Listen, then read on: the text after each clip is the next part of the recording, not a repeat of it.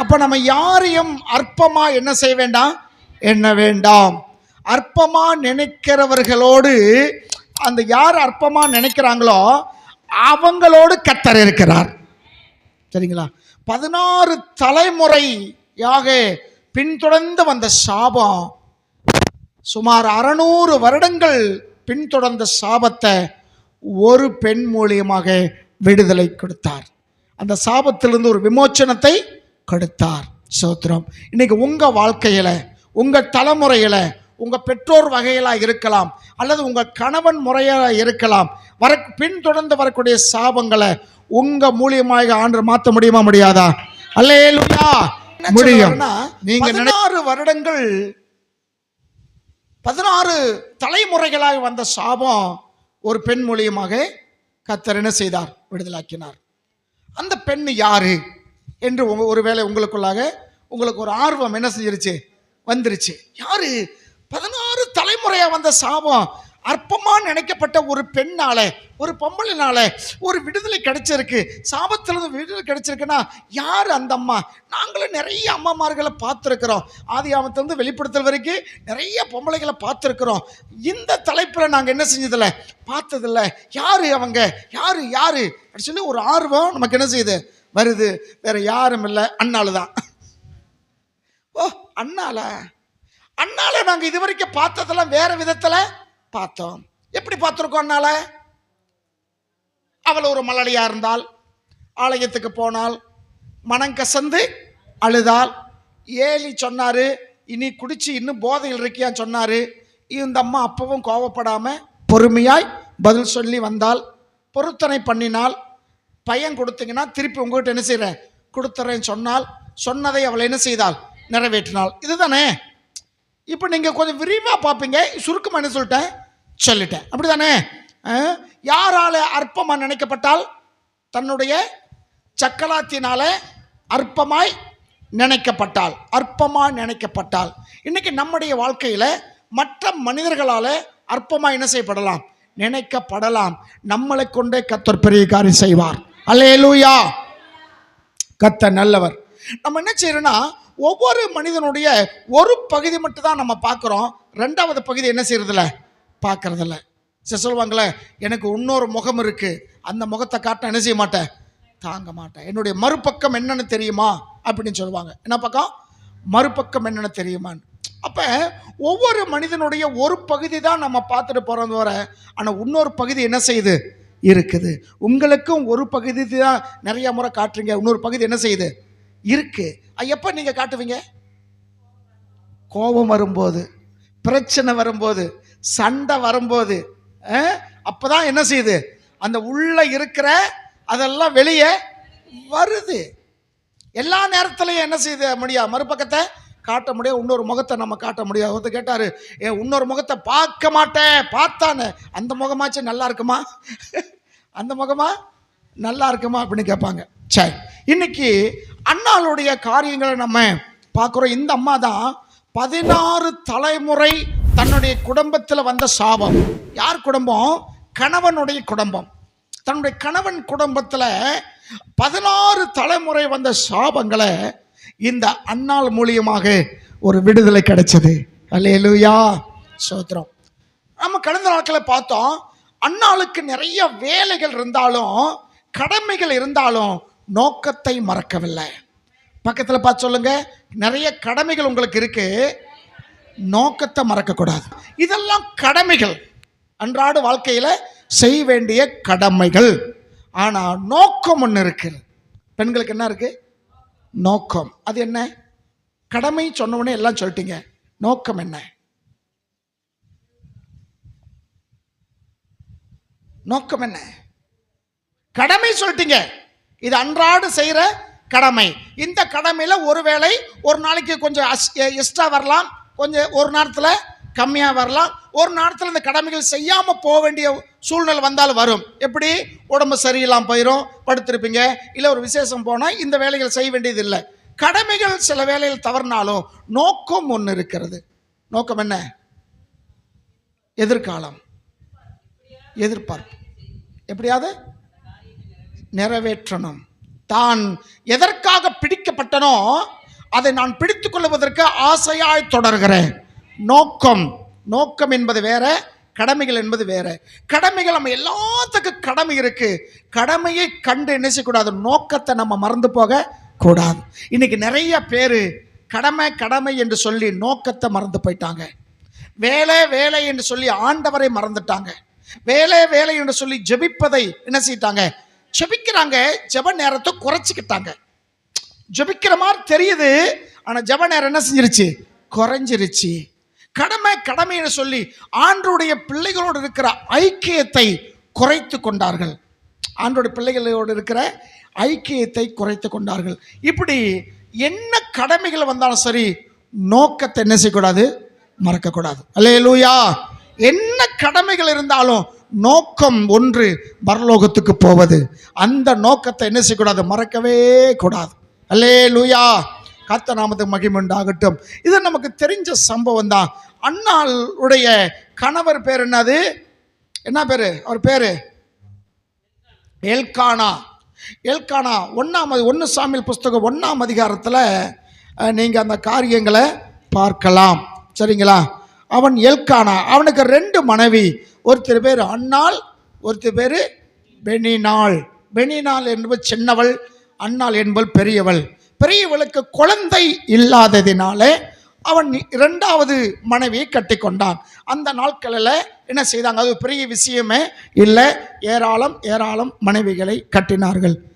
ஒரு சிலர் சொல்கிறாங்க, பழைய ஏற்பாட்டில் நிறைய மனைவிகள் கட்டினாங்க, அதெல்லாம் சொல்ல வேண்டிய அவசியம் இல்லை, புதிய ஏற்பாடு கருகலான சத்தியத்தை சொல்ல வேண்டும் சொல்லி பழைய ஏற்பாட்டில் இருந்ததை புதிய ஏற்பாடு காரியத்தை நம்ம என்ன செய்கிறோம், கொண்டு வருகிறோம். அருமைக்குரியவர்களே, ஜீவனுக்கு போகிற சத்தியங்கள், எத்தனையோ சத்தியங்களை நம்ம என்ன சொல்லிக் கொண்டிருக்கிறோம். இப்போ இந்த அன்னாளுக்கு பல வருடங்கள் ஆகிறது, குழந்தை இல்லை. 2வது மனைவிக்கு என்ன வந்தது, குழந்தைகள் வந்ததுன்னு நமக்கு தெரியும். 2வது மனைவிக்கு குழந்தைகள் பிறந்தார்கள். அவளுக்கு குழந்தைகள் பிறந்ததினால மூத்தவளாக இருக்கிற தன்னுடைய அக்கா, அப்படித்தான் சொல்லணும், அக்கா, இந்த தங்கச்சியாக பெண்ணினாள் எப்படி நினைத்தாளா, அற்பமாய் நினைத்தாள், அற்பமாய் நினைத்தாள். இந்த பல நாளாக உள்ளத்தில் என்ன செஞ்சிருக்கோம், ஒரு வேதனை, ஒரு காரியங்கள் இருந்திருக்கு. ஆனால் வருஷந்தோறும் அவர்கள் எங்க வருவார்கள், தேவாலயமாகிய எங்க வருவாங்க, சீலோவுக்கு வருவார்கள். தேவாலயம் என்ற பெயர் இங்கு கொடுக்கப்பட்டிருந்தாலும் உண்மையுள்ள தேவாலயம் அது அல்ல. சாலமோன் கட்டினதான் தேவ ஆலயம். அப்ப இங்க சீலோவில் இருந்தது என்னன்னா ஆசாரிப்பு கூடாரம். 369 வருஷம் வரைக்கும் அந்த சீலோவத்தில் அந்த ஆசாரிப்பு கூடாரம், நல்ல கவனமாக கவனிச்சுக்கிடுங்க, இது உங்களுக்கு நிச்சயமாக ஆசீர்வாதமாக இருக்கும். உங்களுடைய கடமை மட்டுமில்ல, நோக்கத்தையும் மாறாமல் உங்களை கற்றுக்கொண்டு வருவார். அல்லேலூயா. உங்க மூலியமாய் உங்க குடும்பங்கள் இருக்கிற சாபங்கள் என்ன செய்யப்படும், முறிக்கப்படும். தேவநாம மகிமை உண்டாகட்டும். 367 வருடங்கள் அங்கே ஆசாரிப்பு கூடாரத்தில் இருந்தது. இஸ்ரவேல் ஜனங்கள், ஒட்டுமொத்த ஜனங்கள், அந்த தேசம் முழுவதும் இருக்கிற ஜனங்கள் எல்லாருமே வருஷத்துக்கு ஒரு முறை பண்டிகை கொண்டாடுவதற்காக எங்க வருவார்கள், இந்த சீலோவுக்கு வருவார்கள். பலி செலுத்துவதற்காக அங்க வருகிறார்கள். ஆண்டவரை ஆராதிப்பதற்காக அங்கே அவர்கள் வருவார்கள்.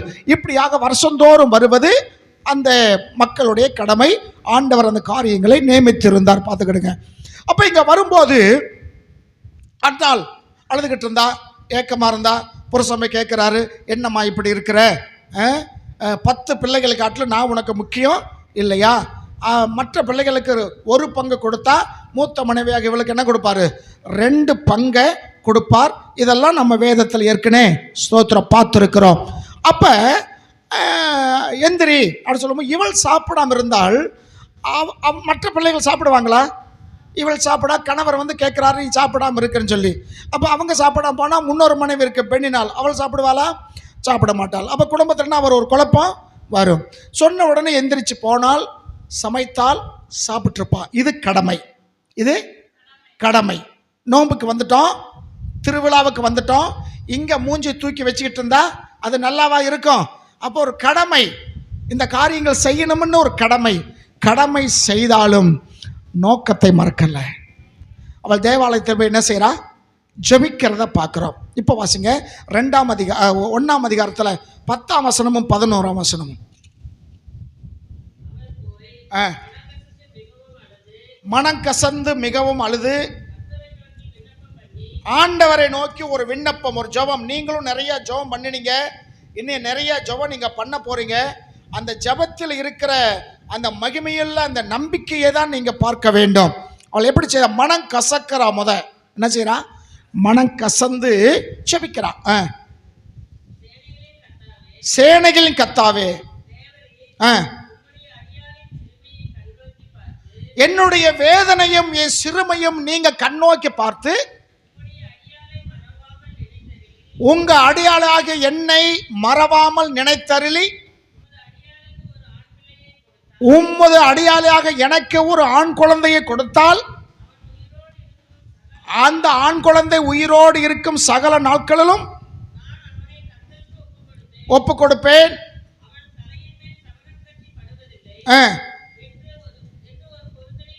சரி, கீழ்ப்பாகம் என்ன செஞ்சிருக்கு? ஒரு பொருத்தனை. ஜபிக்க வேண்டிய விதத்தை அழகாக அருமையாக அன்னாள் ஜபித்தாள். வளவள தொள என்று ஜபிக்காமல், தகர வீட்டில் மழை பெஞ்சா எப்படி இருக்குமோ அந்த மாதிரி இருக்காம எப்படி ஜபித்தாள்? கருத்தாய் ஜபித்தாள். எலியா என்பவன் நம்மை போல பாடுள்ள மனுஷனாய் இருந்தும் எப்படி ஜபிச்சான்? கருத்தாய் ஜபித்தான். அந்த ஜபத்துக்கு கர்த்தர் பதில் கொடுத்தார். அன்னாள் ஜபிக்க நினைத்திருந்தால் எத்தனையோ காரியங்கள் என்ன செஞ்சிருக்கலாம்? ஜபித்திருக்கலாம். அவள் நோக்கம் என்னவோ அதை கரெக்டாக ஜபிக்கிறாள். தன்னுடைய நிலையை அங்க சொல்லுகிறாள், தன்னுடைய காரியத்தை இங்க சொல்லுகிறார். அதன் பிறகு பொருத்தனை என்று சொல்லுகிறாள். என்ன செய்தாளா? பொருத்தனை பண்ணி ஜபிக்கிறாள். இப்ப இந்த அன்னாளுடைய காரியத்தை பார்த்தோம். ஆனா அவங்க ஜபிக்கிற விதம், ஜபிக்கிறவர் யார் என்று அவள் அறிந்திருந்தாள். நான் யார்கிட்ட கேட்கிறனோ அவரை பத்தி எனக்கு நல்லாவே தெரியும். அவருக்கு பன்முகங்கள் உண்டு, அப்படித்தானே? ஆண்டவருக்கு ஏகோவா என்பதற்கு 1000 நாமங்கள், அப்படித்தானே? பன்முகத்தன்மை கொண்டவர். ஆனா இவளுக்கு என்ன தேவையோ அதை மாத்திரம் நேமை எடுத்துக்கொள்ளுகிறார். விளங்குதா? இப்ப பசியா இருக்கிறோம், இந்த இடத்துல என்ன செய்யணும்? எப்படி ஜெபிக்கணும்? ஆகாயத்து பட்சிகளை போஷிக்கும் ஆண்டவரே என்னையும் போஷியும். 5 அப்பம் 2 மீன் 5000 பேத்துக்கு கொடுத்தீரே, எனக்கு கொடும். இஸ்ரவேல் ஜனங்களை 40 வருஷம் மன்னாவை கொண்டு போஷித்தீரே, அது எனக்கு என்ன செய்யும்? விளங்குதா? பசியா இருக்கிற ஆகாரம் வேண்டும் என்றால் எப்படி ஜெபிக்கணும்?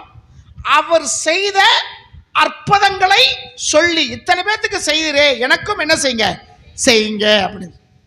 சுகத்துக்காக ஜெபிக்கிறோம். எனக்கு நோய் வாய்ப்பட்டிருக்கு, ஒரு சுகம் வேணும், அதற்கு ஜெபிக்கும் போது எப்படி ஜெபிக்கணும்? ஆபிரகாமை ஆசீர்வதித்த போல என்னை ஆசீர்வதியும், அப்படியே ஜெபணுவோம். சாலமோன் ஆலயம் கட்டினது போல எனக்கு ஒரு ஆலயம் கட்டும், அப்படியே ஜெபணுவோம். எப்படி ஜெபிக்கணும்? 12 வருஷமாய் பெரும்பாலும் ஸ்திரிக்கு ஒரு சுகத்தை கொடுத்தீரே ஆண்டவரே, அந்த தேவன் இன்னைக்கு இருக்கிற எனக்கு சுகம் கொடுங்க ஆண்டவரே. 38 வருஷமாய் திமிர்வாதக்காரனாய் பெதஸ்தா குளத்துல படுத்து கிடந்தானே ஆண்டவரே, எல்லாரும் கைவிட்டுட்டாங்க, நீங்க தேடி போய் அவனுக்கு சுகம் கொடுத்தீங்களே, அந்த மாதிரி எனக்கு சுகத்தை கொடுங்க. பிசாசியினால் அவதிப்பட்டு கொண்டவனுக்கு ஒரு விடுதலை கொடுத்தீங்களே, அந்த மாதிரி எனக்கு ஒரு விடுதலை கொடுங்க. விளங்குதுங்களா?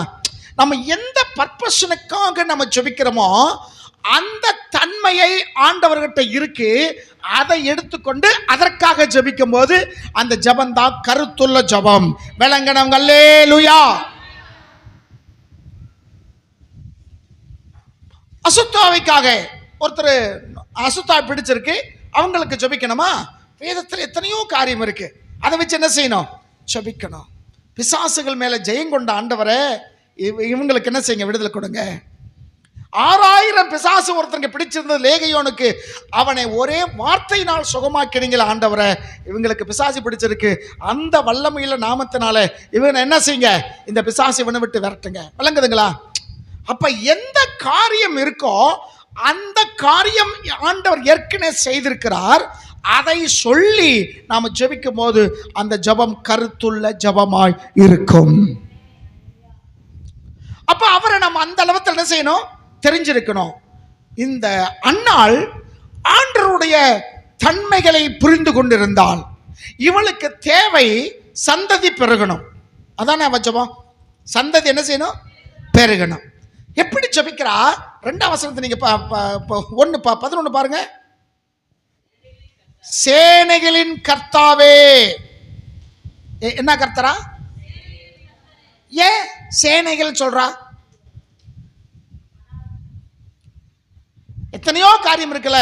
ஆண்டவரே, நீர் வந்து இரக்கமுள்ளவர், நீர் உருக்கமுள்ளவர், நான் இப்படி குழந்தை இல்லாம இருக்கனே, உனக்கு கண்ணு இல்லையா, காது இல்லையா, மூக்கு இல்லையா, எனக்கு ஒரு குழந்தை கொடுக்க கூடாதா, இப்படி எல்லாம் குறை சொல்லி ஜெபிக்கல. இல்ல நீ வந்து இரக்கமுள்ளவர், நீங்க சுகம் கொடுக்கிறவர், நீங்க பிசாசை துரத்துகிறவர், அப்படியே ஜெபம் பண்ணா? இவளுக்கு வியாதியும் இல்லை, பிசாசி இல்லை. இவளுக்கு தேவை என்னது? சந்ததி பெருகணும், குழந்தை வேணும். அப்படின்னா நீர் குழந்தை கொடுத்தவர், அப்படி ஜெபிக்கல. எப்படி ஜெபிக்கிறா? சேனைகளின் கர்த்தர், சேனைகளின் கர்த்தர். என்ன சொல்றா? ஆதியாகம புஸ்தகம் 2ஆம் அதிகாரம் 1ஆம் வசனத்துல இப்படியாக அந்த வசனம் சொல்லி இருக்கு. அந்த மேல் பகுதி மட்டும் வாசிங்க. ஆதியாகம புஸ்தகம் 2:1. ஆமா, இவ்விதமாய் ஆண்டவர் வானத்தையும் பூமியையும் அண்ட சராசரம் உண்டாக்கினார். அந்த உலக வரலாறுகள் அப்படி வந்து கொண்டு இருக்கிறது. இவ்விதமாக தேவன் வானத்தையும் பூமியும் உண்டாக்கினார், தீர்ந்தன.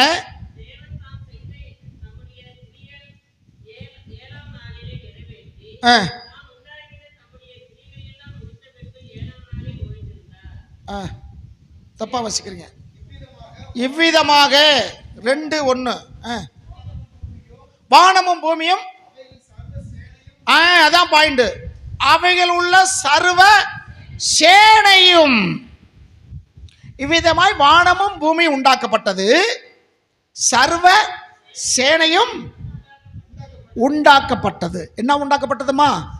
சர்வ சேனை. வானத்திலும் ஒரு சேனை உண்டு, பூமியிலையும் ஒரு சேனை உண்டு. வானத்தில் இருக்கிற சேனை என்ன? சூரியன், நட்சத்திரங்கள். அது என்ன முடியுமா? சூரியன் ஒண்ணுதான், சந்திரன் ஒண்ணுதான், நட்சத்திரம் என்ன முடியுமா?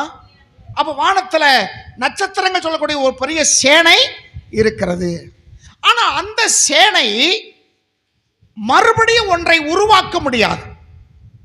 நட்சத்திரங்கள் ஆகிய சேனை என்ன செய்ய முடியாது? மீண்டும் ஒரு பொருளை உருவாக்க முடியாது, அடுத்த நட்சத்திரங்களை உருவாக்க முடியாது. 2 சேனை சொன்னேன். ஒன்று வானத்துக்குரிய சேனை, ஒன்று பூமிக்குரிய சேனை. வானத்துக்குரிய சேனைக்கு அடுத்த சேனையை உருவாக்க அதற்கு பலன் இல்லை, அதற்கு கிடையாது. ஆனால் பூமியில் உண்டாக்கப்பட்ட சேனைகளுக்கு அடுத்த ஜெனரேஷனை உருவாக்குகிற திறன் உண்டு. அல்லேலூயா. ஏன்னா வேதம் சொல்லுது, வன விலங்குகள், ஆடு மாடுகள் தங்கள் தங்கள் ஜாதியின்படியே பெருக கடவது. ஆமாம் இல்லையா? தங்கள் ஜாதியப்படியே பெருக கடவது. பாம்புன்னா பாம்பு அந்த வகையிலே பெருகு, ஆடுன்னா ஆடு பெருகு, மாடுன்னா மாடு பெருகு. கடைசியில் மனுஷனை நீங்கள் பழகி பெருகி பூமியை நிரப்புங்கள். பெருகுகிற ஒரு யாருக்கு பிறந்தவன்? லேவிக்கு பிறந்தவன், லேவி கோத்திரத்தில் இருக்க வேண்டியவன். ஆமாம் இல்லைங்களா? அப்ப இந்த கோராகு ஒரு பெரிய கூட்டத்தை கூட்டிக் கொண்டு, ஒரு 250 பேரை கூட்டிக் கொண்டு மோசேவுக்கு விரோதமாக வருகிறான். மோசே எந்த கோத்திரம்? லேவி கோத்திரம். மோசேவு லேவி கோத்திரம், கோராகும் ஆண்டுக்கு சாட்சியா இருக்கிறவங்களும் ஒரு கோத்திரம், ஒரே கூட்டம். விரோதமாக இருக்கிறவங்களும் ஒரு கூட்டம், ஒரு குடும்பம் தான். ஆனால் ஒன்று விசுவாசமா இருக்கு, ஒன்று விசுவாசத்தில் இடைஞ்சலா இருக்கு. மோசேவு லேவி கோத்திரம், கோராகு லேவி கோத்திரம். இப்ப மோசேவுக்கு விரோதமாக கோராகு தனியால வரல. எப்படி வர்றான்? கூட்டத்தோடு வருகிறான். வந்து என்ன சொல்றான் பாருங்க 3ஆம் வசனத்துல. மோசேவுக்கு ஆரோனுக்கு விரோதமாக கூட்டம் கூடி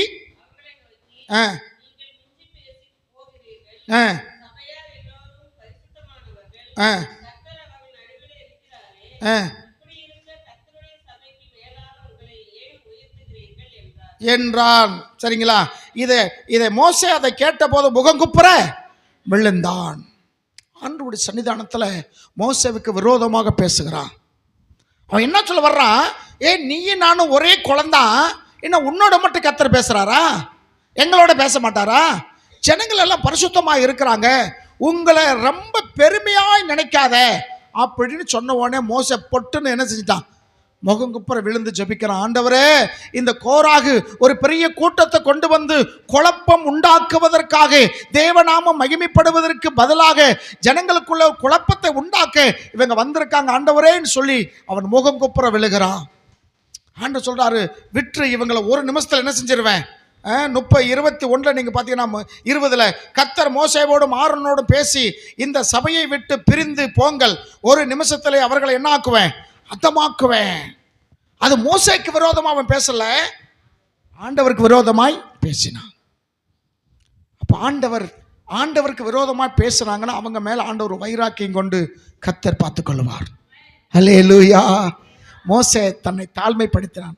ஆண்டவரே பாருங்க, ஆண்டவரே உங்களுக்கு முன்னாடி இப்படி பேசுறான் பாரு ஆண்டவரே அப்படின்னு முகங்குப்புற தாழ்மைப்படும் போது ஆண்டவருக்கு ஒரு வைராக்கியம் வந்துருச்சு.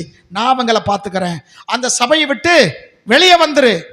சபை அண்ணா இப்போ நம்ம நினைக்கிறோம், நம்ம சபைன்னு 10 பேர் ஒரு இடத்துல கூடுனாலும் அதுக்கு பேர் என்னது?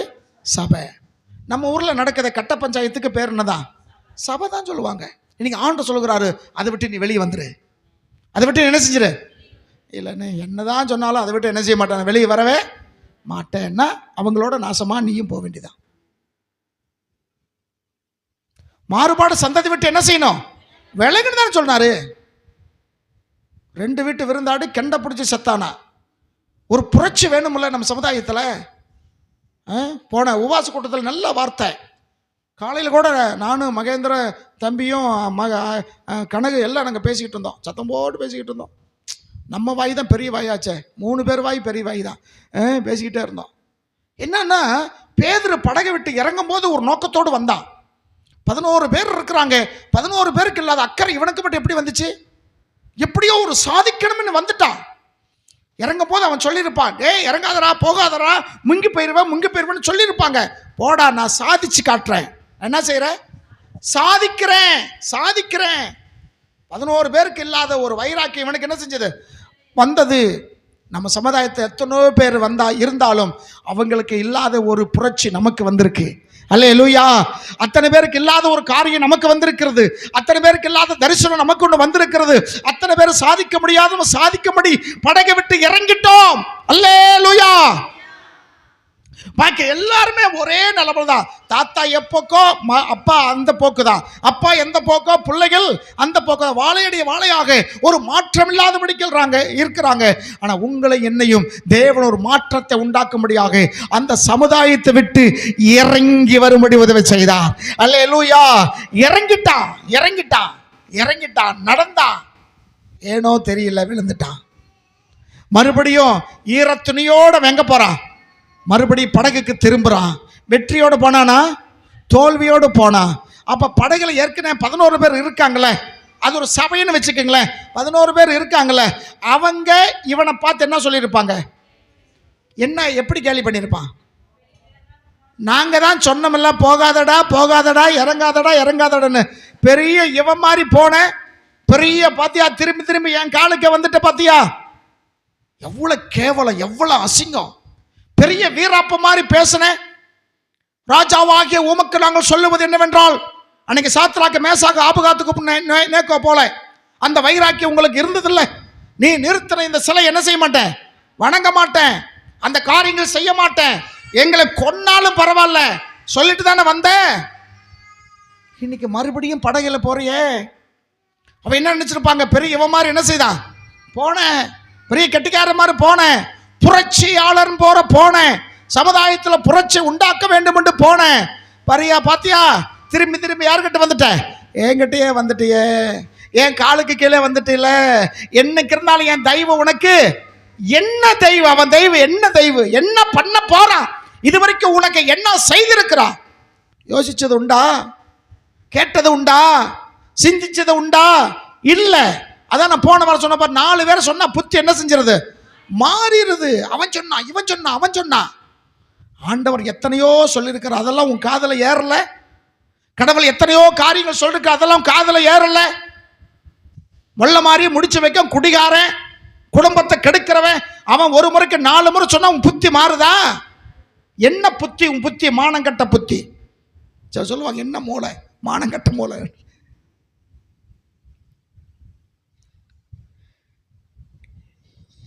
சபையை விட்டு வெளியே வந்துரு சொன்னாரா இல்லையா? சபையை விட்டு வெளியே வா, ஒரு நிமிஷத்துல என்ன செஞ்சிடறேன்? 21 பாருங்க வாசிமா. இந்த சபையை விட்டு பிரிந்து போங்கள், அதமாக்குவேன் என்றார். இதுவரைக்கும் இல்லாத அளவத்துல இந்த ஜனங்களுக்கு ஒரு வித்தியாசமான காரியம் செய்ய ஆண்டவர் சித்தம் கொண்டார். அல்லேலூயா. இதுவரைக்கும் எத்தனையோ நடந்திருக்கு. ஆனா இந்த கோராகு குடும்பத்துக்கு ஒரு வித்தியாசமான காரியம் செய்ய வேண்டும் என்று மோசே ஜெபிக்கிறத நீங்க பார்க்கிற. வாசிங்க அந்த வசனத்தை. மோசே ஜெபிக்கிறார் பாருங்க.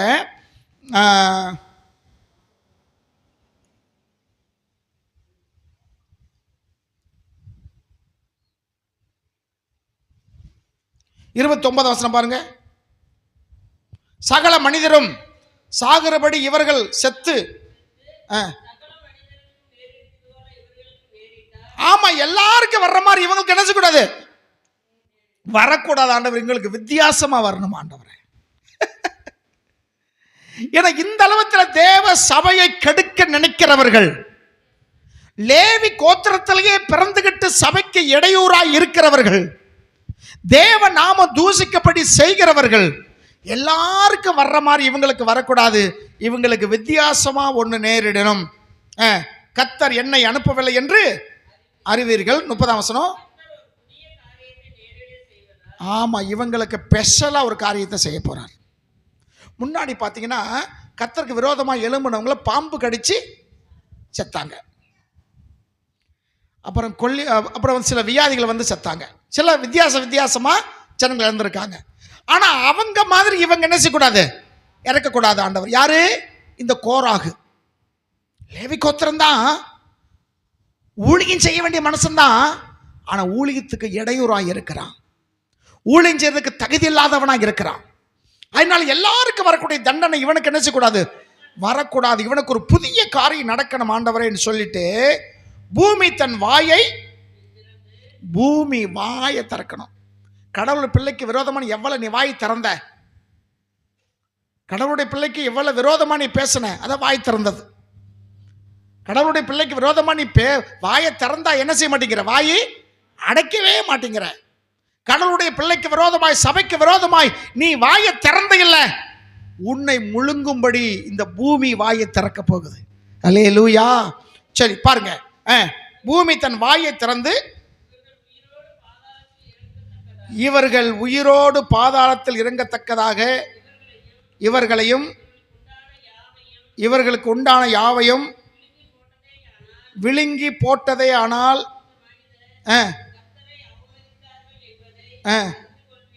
மற்றவர்களை பார்த்து சொல்லுகிறான், இவங்களை உயிரோடு கர்த்தர் என்ன செய்ய போறாரு? பாதாளத்துல இறங்கி பண்ண போகிறார்.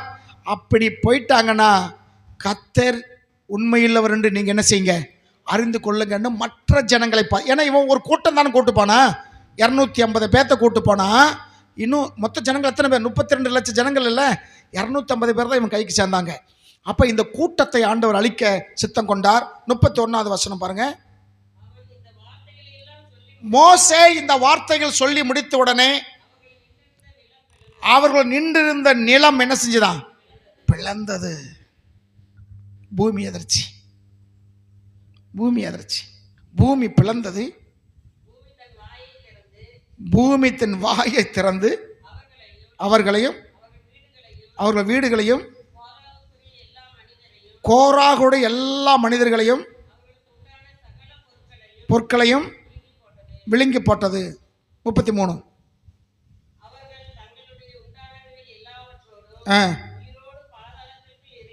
உயிரோடு பாதாளத்தில் இறங்கினார்கள். பூமி அவங்களை மூடிருச்சு. அழிந்து போனார்கள். விளங்குதா? இப்போ அவங்களுடைய குடும்பமே என்ன ஆயிடுச்சு? அழிஞ்சு போயிருச்சு. குடும்பமே அழிஞ்சு போயிருச்சு. ஆனால் சில பேர பிள்ளைகள் தப்பிச்சிட்டாங்க. 40 சங்கீதம் 40 முதல் பகுதி பார்த்தீங்கன்னா கோராகின் புத்திரர்கள் இருக்கும். 49 பார்த்தீங்கன்னா 49 சங்கீதத்தில் மேல் பகுதியில் பார்த்தீங்கன்னா கோராகில் புத்திரர்கள் இருக்குது. ஏன்னா அவங்க மட்டும் சாகலை, கர்த்தர் அவங்களை பாதுகாத்தார். அல்லேலூயா. இந்த முழு குடும்பமும் உள்ளே போயிருச்சு. 35ஆம் வசனம் பாருங்க. அக்கினி கர்த்தருடைய சந்ததியிலிருந்து புறப்பட்டு தூபம் காட்டின 250 பேரையும் என்ன செஞ்சதா? பட்சித்தது. இந்த வசனம் ஞாபகம் வச்சுக்கோங்க. 33 அவர்களை உயிரோடு எங்க போயிருச்சாங்க? பாதாளத்தில் போயிருச்சு. உயிரோடு போயிட்டாங்க.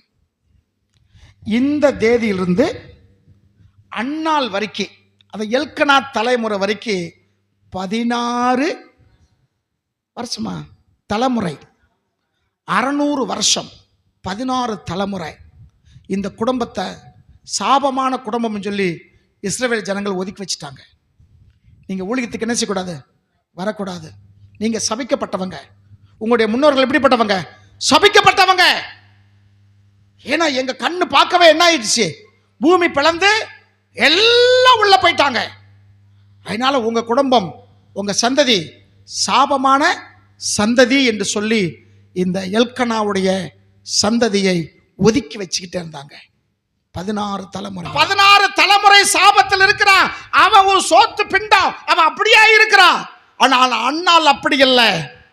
அண்ணால் நிமித்த அந்த சாபத்தை முறியடித்தார் ஆண்டவர். அல்லேலூயா. அவள் ஜெபித்தாள், ஆண்டவரே கொல்லுகிறவர் நீர்தான், உயிர்ப்பிக்கிறவர் நீர்தான், பாதாளத்தில்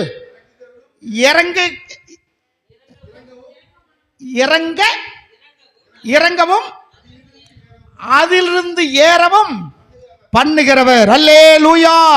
கோராகுடைய கூட்டம் எங்க இறங்கி போச்சு? பாதாளத்தில் இறங்கி போச்சு. இல்ல, இவங்க தலைமுறை தான். இப்ப சாமுவேல் மூலியமாக அந்த தலைமுறை மறுபடியும் பாதாளத்திலிருந்து ஏறி வருது.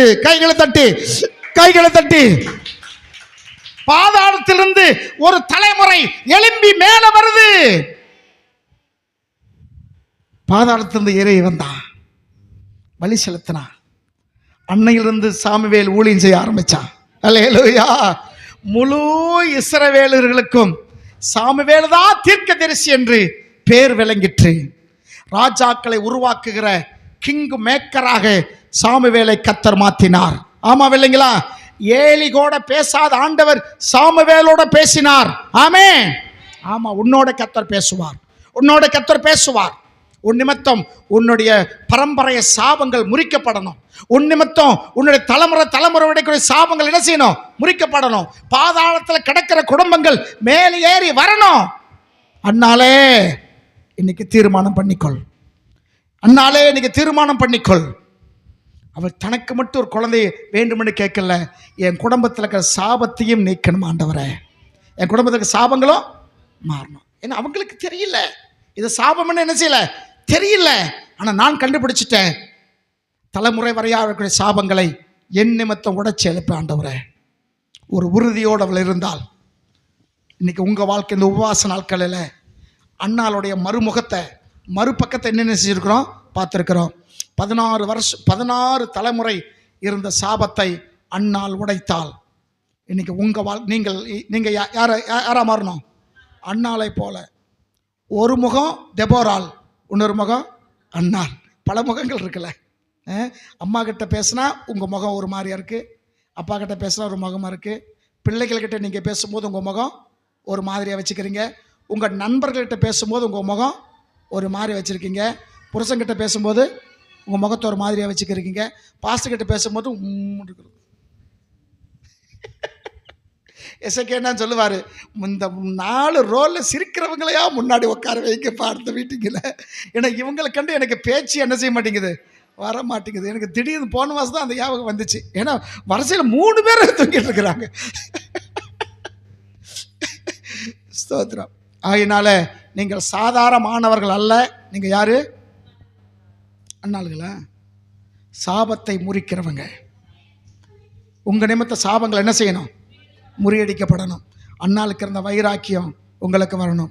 அன்னாள் சரித்திர ஆய்வாளர் சொல்றாங்க, அன்னாள் இந்த பாட்டு பாடும்போது ஜனங்கள் எல்லாம் கூட்டமா இருந்தாங்களா. அங்க அங்க பலி செலுத்துற இடத்துக்கு ஜனங்கள்லாம் கூடி இருந்தாங்களா. எல்லாரும் ஒரு காளையை தான் பிடிச்சிட்டு போவாங்களா. இவள் 2 காளையை கொண்டு போனாலாம். அன்னாள் 3 காளை. வாசிக்க வசந்த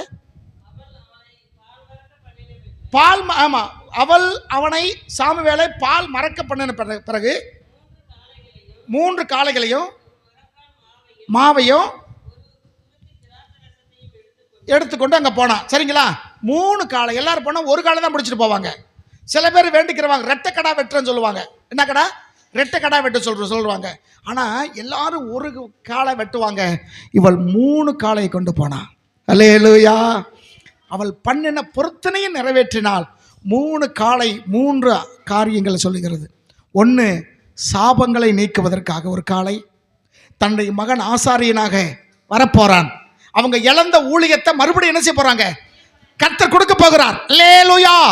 அவங்க இழந்த ஊழியம், எல்லாராலும் ஒதுக்கப்பட்ட அந்த காரியங்கள், 16 தலைமுறை அவங்க ஊழியத்தை விட்டு ஒதுக்கப்பட்ட சபைக்கு சாபமாக இருந்த அந்த குடும்பம் இன்னைக்கு மறுபடியும் ஊழியக்காரனை வரப்போகுதுன்றத அடையாளத்துக்கு ஒரு காளை, நன்றி கடன் தோத்திர பலிக்காக ஒரு காளை.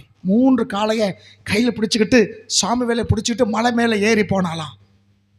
சுற்றி இருந்தவங்கெல்லாம் வேடிக்கை பார்த்தாங்களா. சுற்றி இருந்தவங்களாம் வேடிக்கை பார்த்தாங்க. யாரு? எல்கனா வரல.